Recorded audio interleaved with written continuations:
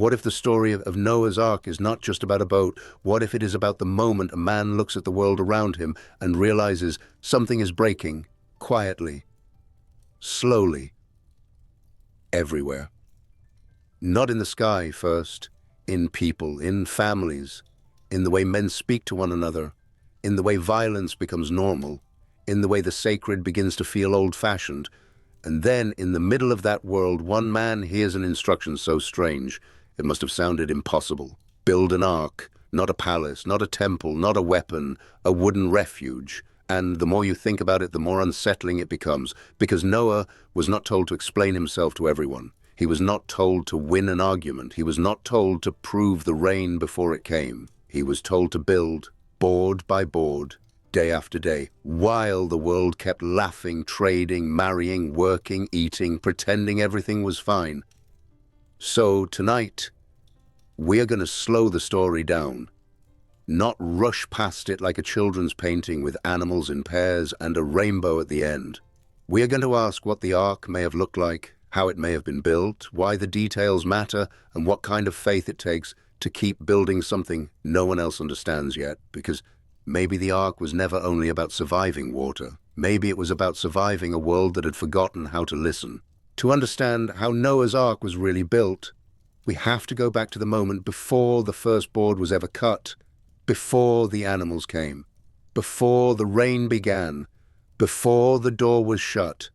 There was only a man standing inside a violent world, and a command that must have sounded impossible. God said to Noah, "Make yourself an ark." Now, slow down there, because we usually pass over that sentence too quickly. We hear it like Noah simply received a construction project, nodded his head, and started working. But Noah was being asked to build something no one around him had ever seen, for a disaster no one believed was coming, based only on the warning of God. There were no dark clouds yet, no rising water, no public sign in the sky, no crowd suddenly realizing he was right, just a voice, just a command, just one man being asked to prepare for something the whole world was still too comfortable to imagine. And that is where the ark really begins. Not with wood, not with measurements, not with animals walking 2 by 2. It begins with obedience in a world that had forgotten how to listen. The Bible says Noah was told to build the ark out of gopher wood, and that phrase has puzzled people for centuries. No one knows with complete certainty what gopher wood was. Some believe it may have been cypress, because cypress was known in the ancient world for being strong and resistant to decay. Others believe the word may describe a kind of treated timber, something prepared for endurance. But whatever the exact material was, the meaning is clear. God was not telling Noah to build something beautiful. He was telling him to build something that could survive. The ark was not a palace. It was not a temple. It was not a warship.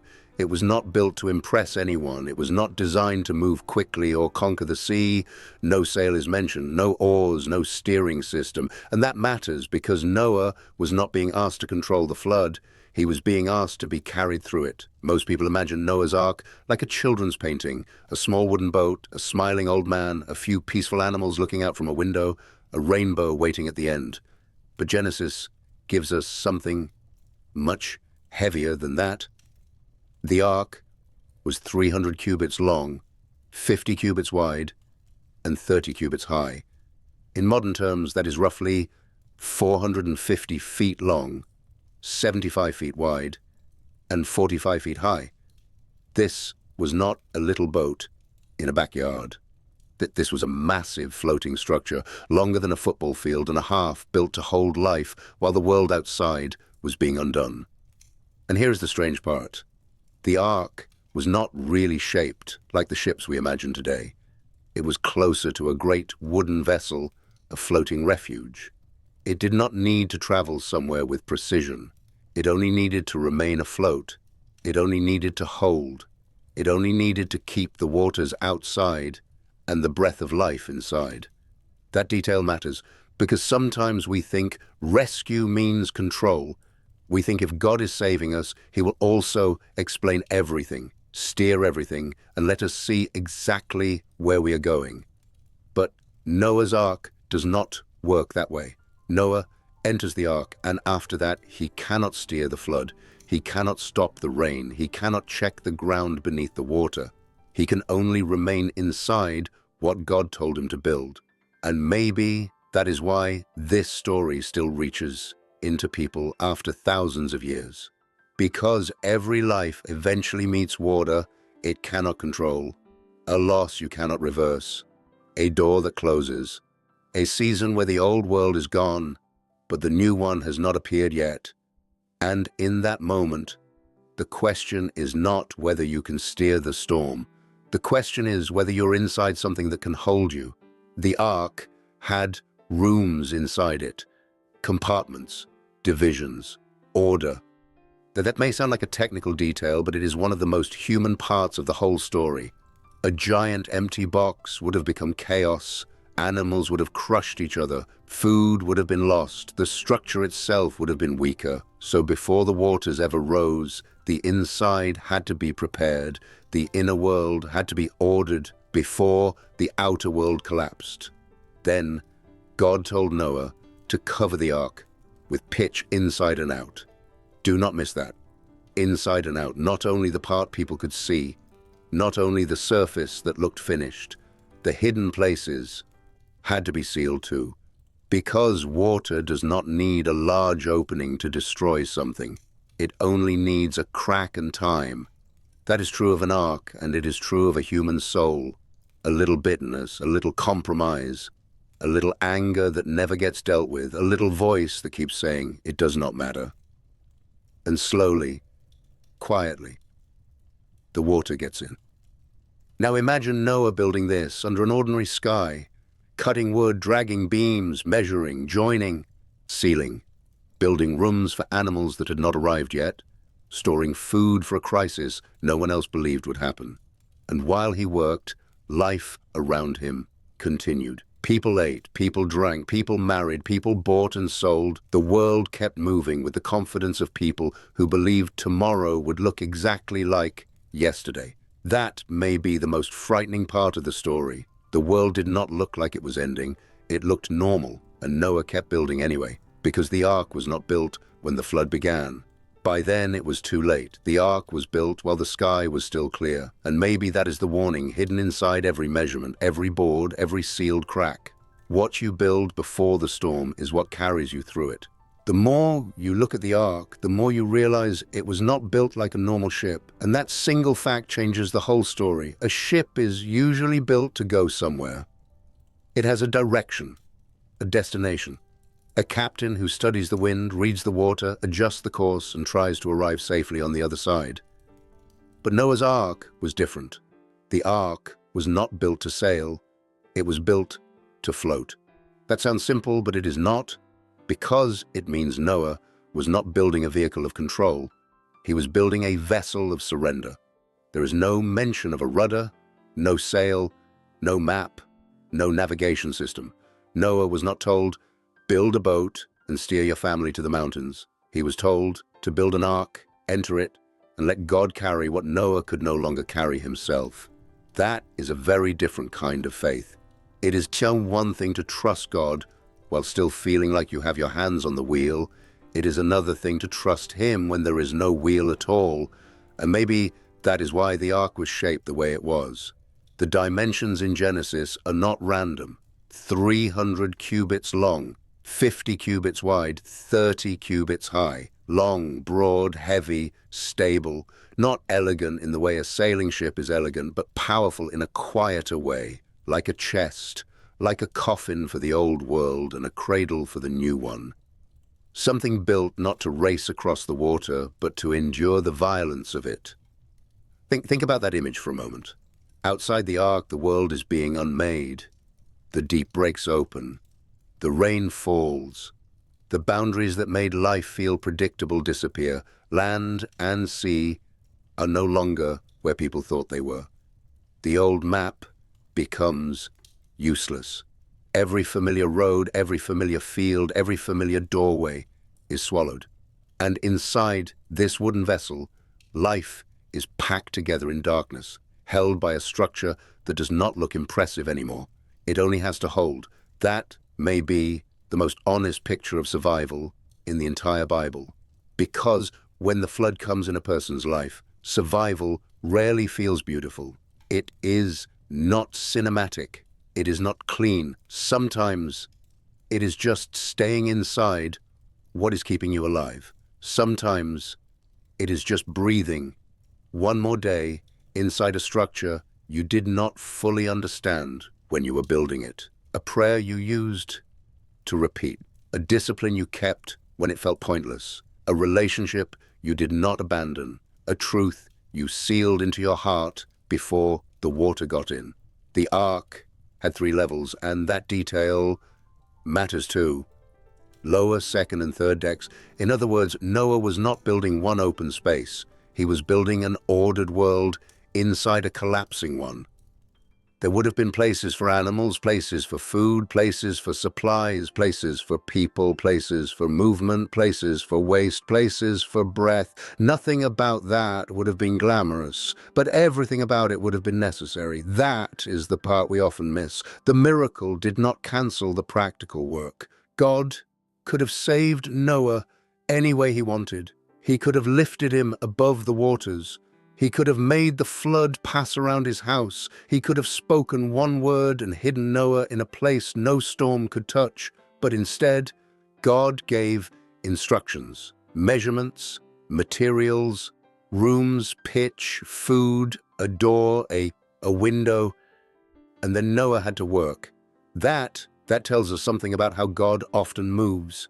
He does not always remove the need for labor. Sometimes he gives the pattern, and then he asks human hands to join the work. Noah's hands mattered. His planning mattered. His patience mattered. His attention to small things mattered. If a seam was poorly sealed, water could enter. If the food was badly stored, life inside could weaken. If the rooms were not organized, the refuge could become chaos. So the ark was spiritual, yes, but it was also practical. It was holy, but it was also heavy. It was a promise, but it still had to be built board by board. And that makes Noah feel more human, not less. I imagine there were days when he was tired, days when the wood did not fit cleanly, days when his sons looked at him and waited for an answer he did not have, days when the sky was so clear that even Noah may have felt the strange loneliness of obedience, because nothing tests a command like ordinary weather. It is easier to believe in rain when thunder is already shaking the windows. It is much harder when the sun rises every morning as if nothing is wrong. But Noah kept building, and slowly the shape of the ark became visible. At first, maybe people could ignore it. A few beams, a cleared space, some strange work happening at the edge of town. But then the frame rose. The length stretched out. The walls began to form. The shadow of the ark fell across the ground, and what started as one man's hidden obedience became impossible not to see. That is how conviction works. At first, it lives inside you. Then it changes your schedule. Then it changes your choices. Then it changes what people think of you. Eventually, if it is real, it takes shape in the world. The ark was Noah's faith made visible, not explained perfectly, not defended constantly, built. And maybe that is why the story does not give us long speeches from Noah. It gives us the ark. His obedience was the message. Every board said, "I believe what God has spoken." Every sealed crack said, "I believe the waters will come." Every stored sack of food said, "I believe life will continue after judgment." Every compartment said, "I believe the future is worth preparing for." And that is where the story begins to press on us, because we all want faith to be something we can talk about. But Noah's faith asks a harder question. What has your faith built? What shape has it taken?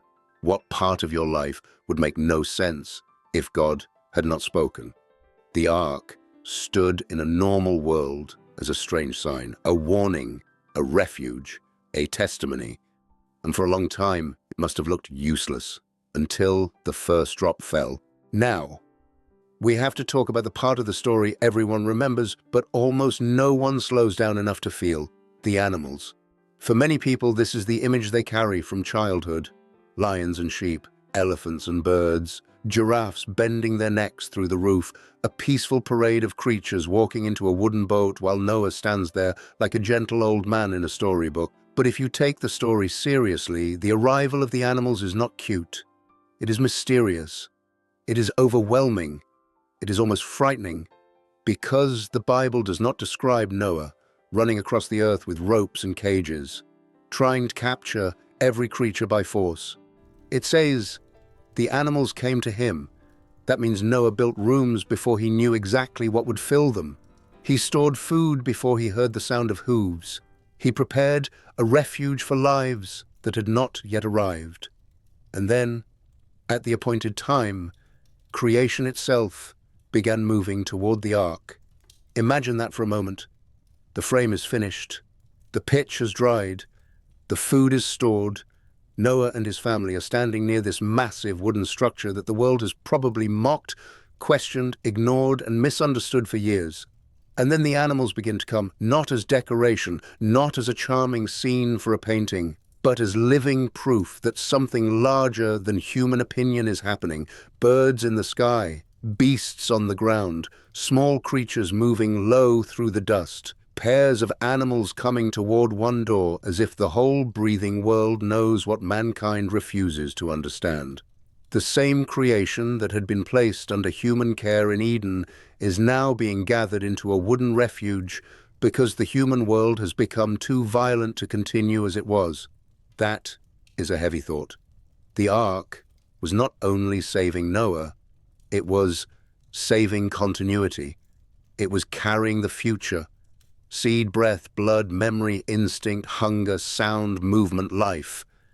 Everything that would be needed for a world after the flood was being placed inside a structure built by obedience before the rain began. And once they were inside, the ark would not have felt like a peaceful sanctuary. It would have been loud, crowded, dark, alive, animals shifting in their spaces, birds restless in their enclosures, food being moved, waste being handled, wood creaking, the smell of pitch, straw, damp air, breath, fear, and survival. We make the story clean because clean stories are easier to carry. But the ark was not clean. It was holy, yes, but not clean in the way we imagine. Sometimes the thing that saves you is uncomfortable. Sometimes the refuge is crowded. Sometimes obedience smells like work. That may sound strange, but it is one of the most honest parts of the Bible. God's rescue does not always arrive as comfort. Sometimes it arrives as a difficult place that keeps you alive. A place you would not have chosen. A season you would not have planned. A structure that feels narrow, repetitive, and strange, but somehow holds you while everything outside is falling apart. Inside the ark, Noah's family had to live with what God had preserved, and preservation requires care. The animals had to be fed, spaces had to be maintained, food had to be rationed, fear had to be managed. The family had to keep moving, keep working, keep tending life in the dark. This was not a vacation from judgment. This was participation in mercy. That is important. Noah was saved by grace, but he was also given responsibility inside the grace that saved him. He did not enter the ark and become useless. He entered the ark and became a caretaker of the future. There is something deeply human in that, because many people think survival is passive. They think being carried by God means doing nothing. But in the ark, being carried did not mean being idle. It meant feeding what had been entrusted to you. It meant protecting fragile life when the world outside had lost its mind. It meant waking up each day and doing the next necessary thing, even when you could not see land. Maybe that is what faith looks like after the door closes. Not dramatic, not impressive, just faithful care in a confined place. And then there is the door itself. One door, one entrance into the ark. That detail is easy to pass over, but it may be one of the most powerful images in the whole story. A door means there is an inside and an outside. It means there is a time when entry is possible and a time when it is not. For years, the Ark stood there open in some sense, visible to the world, a warning made of wood, a question standing under the sun. But eventually, the story says, the Lord shut him in, not Noah. The Lord. Noah did not stand at the entrance deciding who deserved to live. He did not close the door in triumph. He did not become judge over the world. God shut the door. And when that happened, the Ark stopped being a strange construction project and became the only refuge left. Everything changed when the door closed. Before the rain, people could still explain the Ark away. They could call Noah extreme. They could laugh at the size of it. They could say life had always continued and would continue still. But after the rain began, the meaning of the Ark became clear. Only by then it was too late to build one. That is the terrible mercy of the story. The warning came before the water. The structure was visible before the judgment. The door existed before the crisis. But the time to enter did not remain open forever. And maybe that is why this story is not just about ancient history. It is about the danger of delay, the quiet habit of assuming we will always have more time to listen, more time to change, more time to become honest, more time to return to God, more time to build what we already know we should have started building. But the flood story says time is real, doors are real, thresholds are real. There are moments that pass and do not come back in the same form. Still, inside the Ark, life continued. Hidden from the storm, surrounded by darkness, carried by waters no human hand could control, the future of the world was breathing, and no one outside could see it. That is one of the strangest pictures in Scripture. The future does not always look glorious while God is preserving it. Sometimes it looks like a wooden box in the rain. Sometimes it sounds like animals in the dark. Sometimes it feels like waiting.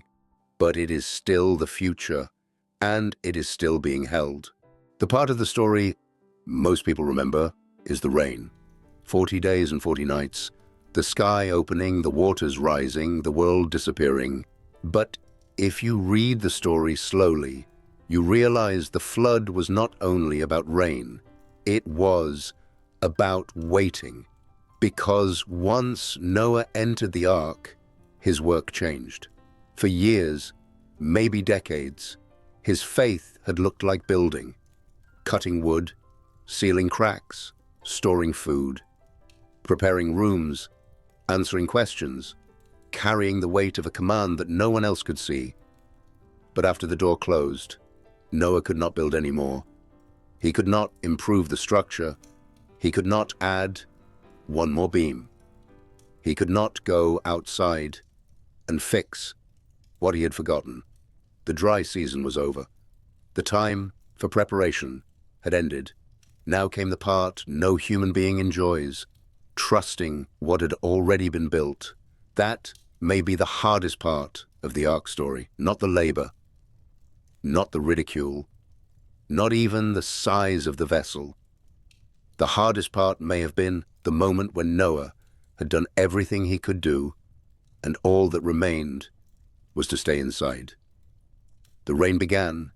At first, maybe it sounded almost ordinary.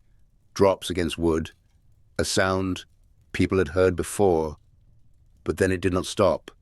It grew heavier. It became a roar. The ground softened. Streams overflowed. Rivers lost their edges. The familiar world began to blur. And inside the Ark, Noah's family listened. Imagine that sound.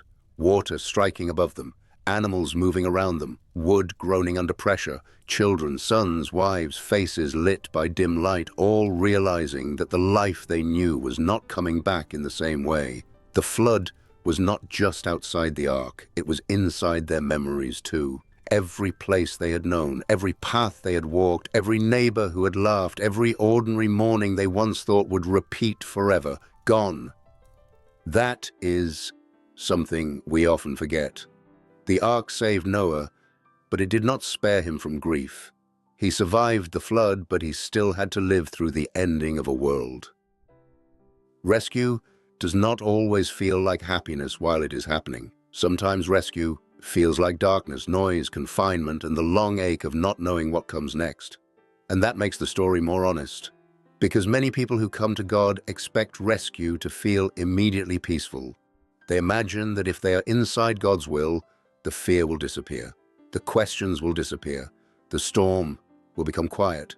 But Noah was inside the ark, exactly where God told him to be, and the flood still beat against the walls. Being held by God does not always mean the waters are calm. Sometimes it means the waters are violent, but they do not get the final word. There is a difference.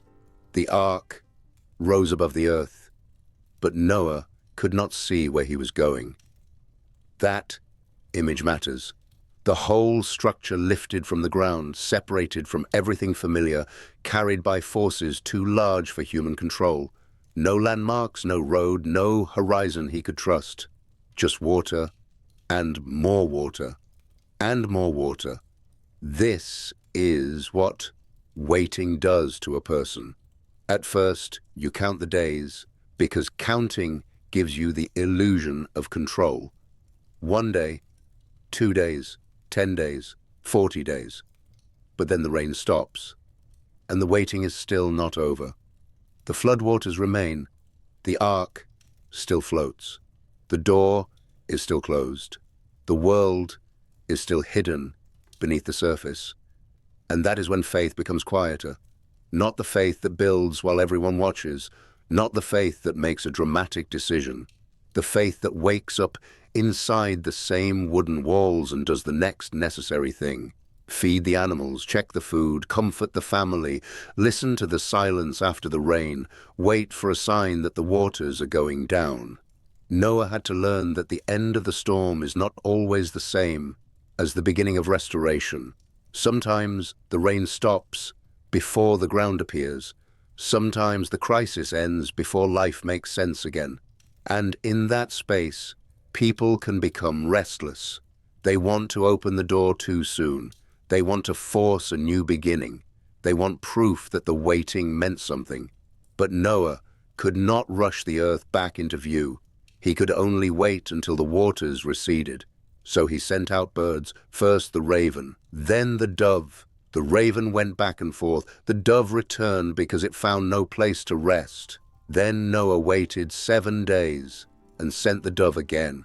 This time it came back with an olive leaf, not a forest, not a field, not a city, just one small leaf in its mouth. But sometimes one small leaf is enough. Not the full answer, not the whole future, not everything restored, just a sign that the waters are lowering, a sign that life is beginning somewhere beyond what you can see, a sign that God has not forgotten you inside the thing that saved you. That olive leaf may be one of the most tender details in the story. After all the violence of the flood, after all the noise and loss and waiting, hope returns quietly. Not as thunder, not as a speech, not as a rainbow yet, just a fragile green thing carried back by a bird. That is often how hope returns. Small, almost easy to miss. A conversation that does not fix everything, but lets you breathe again. A morning where the grief is still there but not as heavy. A prayer that feels honest for the first time in months. A little sign that the world outside the flood is not dead, but even after the olive leaf, Noah still waited. That part is important. He did not tear the door open the moment he saw the sign. He waited for the command. The same God who told him when to build would tell him when to leave. The same voice that warned him about judgment would call him into the new world. And maybe that is the deeper lesson. Faith is not only entering when God says enter, it is also waiting until God says go. Because the flood changes everything. The world Noah stepped into would not be the world he left. And before he could walk into it, something had to happen inside him too. The builder had to become a witness. The survivor had to become a worshipper. The man who had carried the future through water had to learn how to stand on wet ground and begin again. The ark held him through the flood, but now he would have to learn how to live after it. When Noah finally stepped out of the ark, he was not stepping back into the world he remembered. That is easy to forget. We imagine the door opening, the animals walking out, sunlight touching the earth again, and everything feeling peaceful. But for Noah, the first breath of fresh air after the flood must have carried something heavier than relief. Because the world was alive again, but it was also empty. The voices that once filled the earth were gone.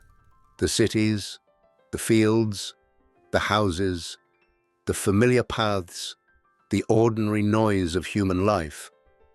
All of it had disappeared beneath the waters. Noah had survived, but survival can be complicated.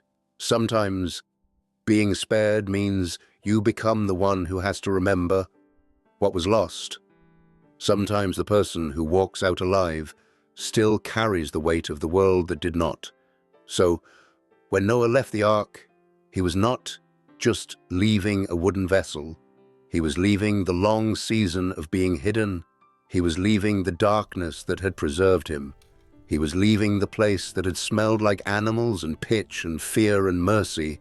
The ark had saved him, but it was not meant to be his home forever. That is a hard truth. Sometimes the thing God uses to preserve you is not the place where you are meant to stay. A season can be holy and still temporary. A refuge can be necessary and still not be the final destination. There comes a moment when the same God who said enter now says go out. And that takes courage too, because after a flood, the outside world can feel more frightening than the storm itself. Inside the ark, Noah knew his work. Feed the animals, tend the spaces, wait, listen, endure. But outside, everything was uncertain. Where do you begin when the ground itself has been washed clean? How do you rebuild when there is no neighborhood, no market, no familiar rhythm waiting for you? How do you live after the end of the world? The first thing Noah does is not build a house. It is not plant a field. It is not count the animals. The first thing he does is build an altar. That detail matters. Before Noah builds a new life, he worships. Not because everything is easy now. Not because the flood made sense. Not because he has answers to every question. He builds an altar because he knows he was carried. He knows the ark held, but God saved. He knows the wood mattered, the pitch mattered, the rooms mattered, the labor mattered, but none of it would have meant anything if God had not remembered him in the waters. There is a kind of worship that only comes after survival, not polished, not decorative, not performed for anyone. Just a man standing on wet ground, with the smell of a drowned world still in the air, offering something back to the God who brought him through. And maybe that is the most honest worship there is, the kind that does not pretend the flood was small, the kind that does not rush to make pain sound beautiful, the kind that simply says, I am still here, and you carried me. Then God makes a covenant. He gives a promise. He says he will never again destroy all flesh with the waters of a flood, and he places a sign in the sky, the rainbow. But again, we have to slow down, because the rainbow was not originally a cute ending to a children's story. It was a sign placed over a wounded world. It appeared after judgment, after grief, after waiting, after obedience, after everything familiar had been washed away. It was beauty, yes, but it was beauty with history behind it. That is why the rainbow matters. It does not erase the flood.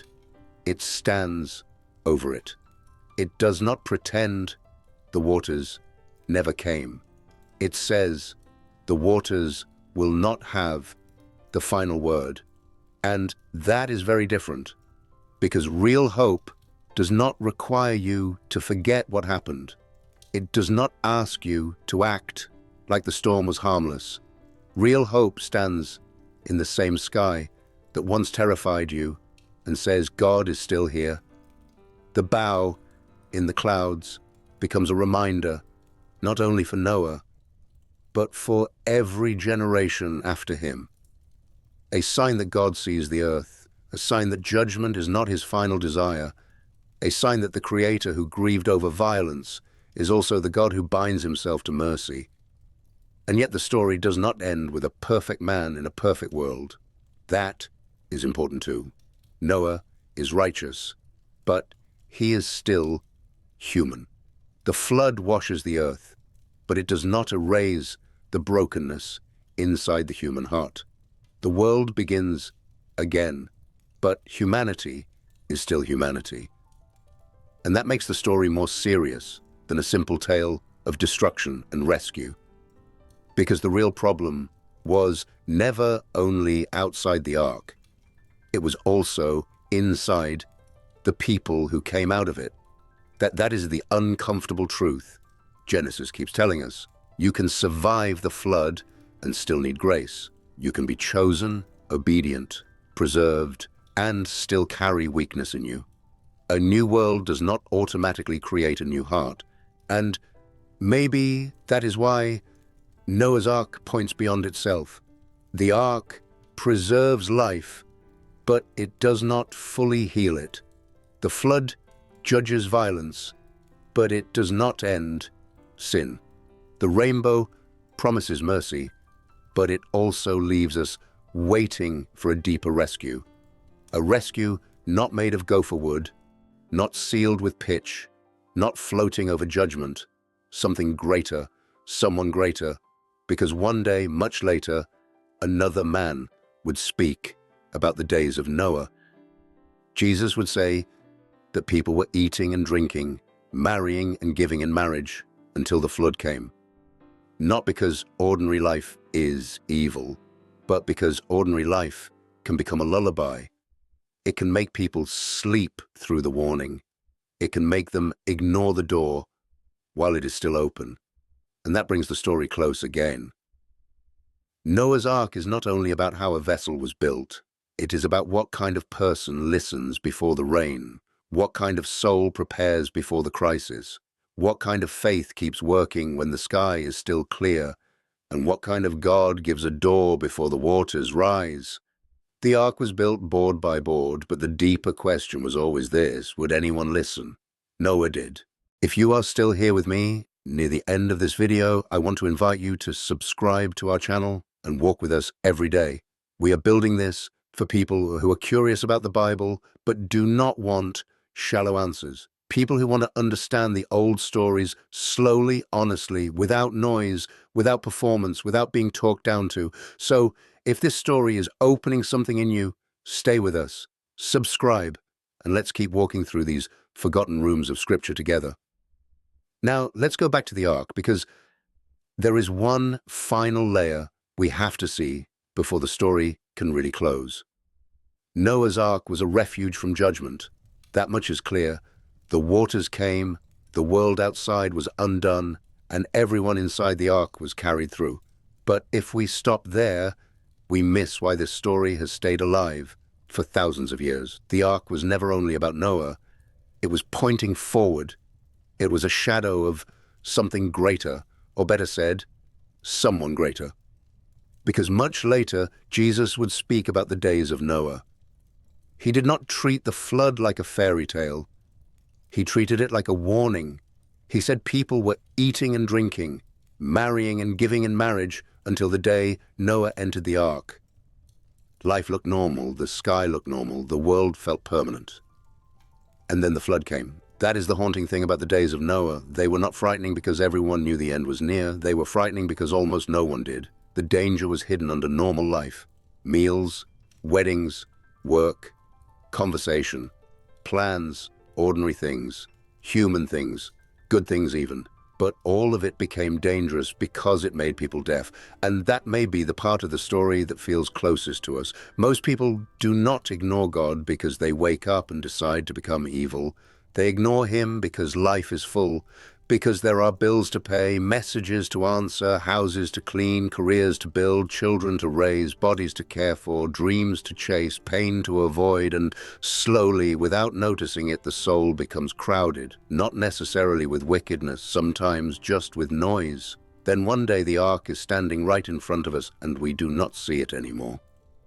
This is why the door matters so much. The ark had one door, and Jesus later uses that kind of language about himself. He says, I am the door, not one interesting teacher among many, not one spiritual option in a crowded marketplace. A door, a threshold, a way in, a place where judgment does not get the final word. That connection is not accidental. Noah entered through a door into a wooden refuge and was carried through water. The Christian story says we enter through Christ into a deeper refuge and are carried through death itself. The ark saved Noah from the flood, but Jesus saves from something even older than the flood, the brokenness that made the flood necessary in the first place.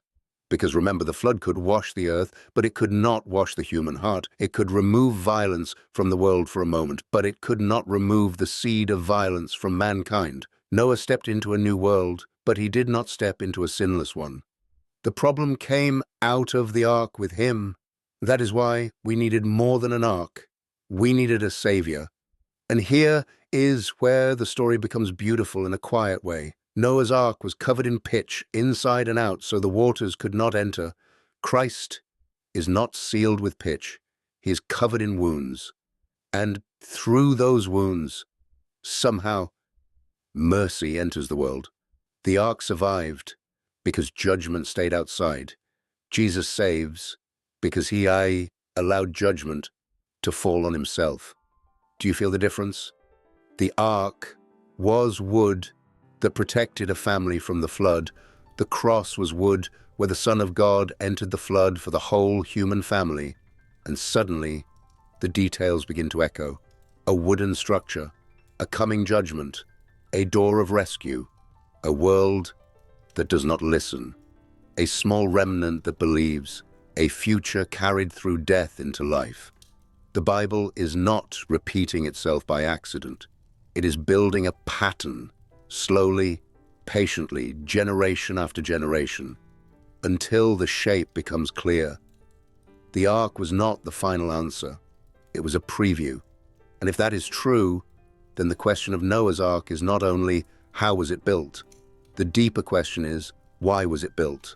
Not just to preserve animals, not just to save one family, not just to restart civilization. It was built to show us something about God, that he warns before he judges, that he provides before the waters rise, that he cares about life, that he gives instructions, that he makes a way through what no human being can survive alone. And that brings the story directly to the person listening right now. Because maybe you are not standing in front of a literal ark. Maybe there is no rain outside your window. Maybe your life looks normal from the outside. You go to work, you answer texts, you make plans, you laugh when you are supposed to laugh. But somewhere deeper, you know there is water rising in you, a grief you have not named, a fear you keep pushing down, a restlessness that entertainment cannot silence, a sense that you were made for more than just surviving another week. And maybe the invitation of this story is not to panic. Maybe it is to listen, to stop walking past the door, to stop assuming you have endless time, to stop treating the quiet warnings in your soul like background noise. Noah built because he believed, but we are invited into something Noah could only point toward, a refuge not made by human hands, a rescue not limited to one family, a door that is still open, for now. And that little phrase carries weight, for now, because the story of the ark is merciful, but it is not casual. It tells us that God is patient, but patience is not the same thing as permission. It tells us the door can remain open for a long time, but not forever. It tells us that normal days are not meaningless. They are the place where the soul either listens or falls asleep. So before we close, hold this one thought. The ark was built in the open, but only those who entered were carried through. Rescue can be near and still be missed. The door can be visible and still be ignored. And the rain does not ask whether we are ready. So let's bring the whole story back together. We started with a question that sounds simple at first. How was Noah's Ark really built? And yes, the Bible gives us details.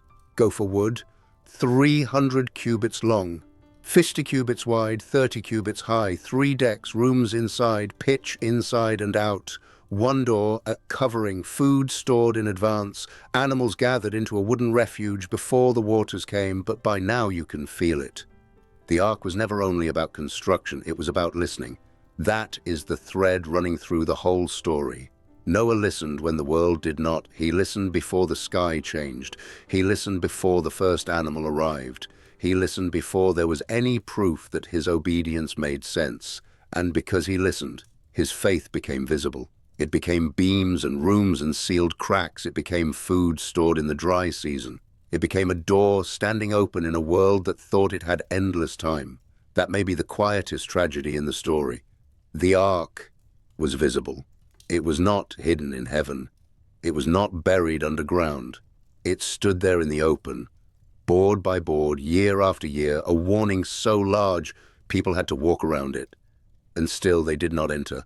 Maybe they laughed, maybe they ignored it, maybe they called Noah extreme, maybe they said life had always gone on and would keep going on. Maybe some of them meant to think about it later. That might be the most human possibility of all. Not hatred, not open rebellion, just later. Later I will listen. Later I will change. Later I will make peace with God. Later I will build what I already know I should build.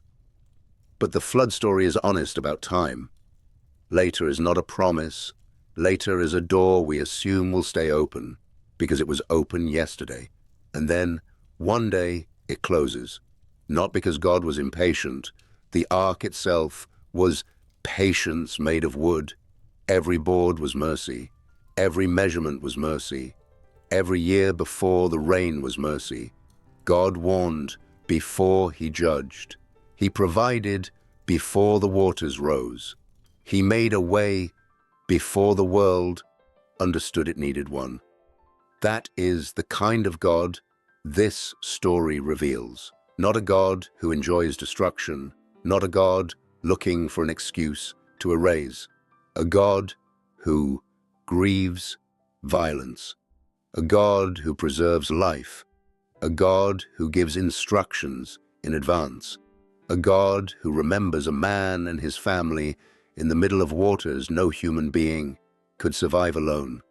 And still, the story refuses to flatter us. Because Noah comes out of the Ark into a clean world, but not a healed humanity. The flood washes the earth, but it does not wash the human heart. The rainbow appears in the sky, but the need for grace remains on the ground. The Ark carried life through judgment, but it also pointed beyond itself toward a rescue deeper than survival. Toward Christ, the greater Ark, the true door, the one who does not merely float above judgment, but enters it, the one who does not seal himself away from the flood, but lets the flood of human sin, violence, grief, and death break over him. The Ark was covered in pitch, so water could not enter. Jesus was covered in wounds, so mercy could. That is the mystery the story has been whispering all along. God does not leave humanity outside in the rain without a way in. He builds the way. He becomes the way. And maybe tonight, the question is not whether you understand every ancient measurement. Maybe the question is not whether you can explain exactly what gopher wood was, or how the animals were arranged, or how long the construction took. Those questions matter, but they are not the deepest question. The deepest question is this: are you listening while the sky is still clear? Because every person has a dry season. A time before the crisis, a time before the phone call, a time before the door closes, a time when the warnings are quiet enough to ignore but clear enough to obey. and what we do in that season matters. Noah built before the rain. That is the sentence that stays. Noah built before the rain. He did not wait until the waters reached his knees. He did not begin gathering wood when the world was already screaming. He listened when obedience still looked unnecessary. He prepared when preparation still looked foolish. He trusted when trust had no audience. And when the flood came, the ark held, not because Noah was perfect, not because he understood everything, not because he had no fear. It held because God gave the pattern and Noah followed it. So maybe the invitation is simple, but not easy. Seal the cracks, build the rooms, store what feeds life. Let go of the illusion that you can steer every flood. Stop walking past the door as if it will always be there. Listen to the voice that has been calling you back, not with panic, not with noise, but with the steady mercy of truth. And if this story found you in a strange season, do not rush past that. Maybe there is something here for you. Maybe the water you fear is not the end of your story. Maybe the thing that feels narrow right now is the very thing holding you. Maybe God has been building mercy around you longer than you knew. The ark was built in wood. The cross was raised in wood, and between them stands the same message. Judgment is real, but mercy has made a way. If this video helped you see the story differently, follow the channel and stay with us. Share it with 5 people who might need to hear it, not because it is dramatic, but because someone you know may be walking through water quietly. And leave a sincere comment below. Tell me where this story found you. Tell me what part stayed with you. Tell me what Bible story, mystery, or forgotten question you want us to walk through next. The rain did come. The ark did hold. And the door, for now, is still open.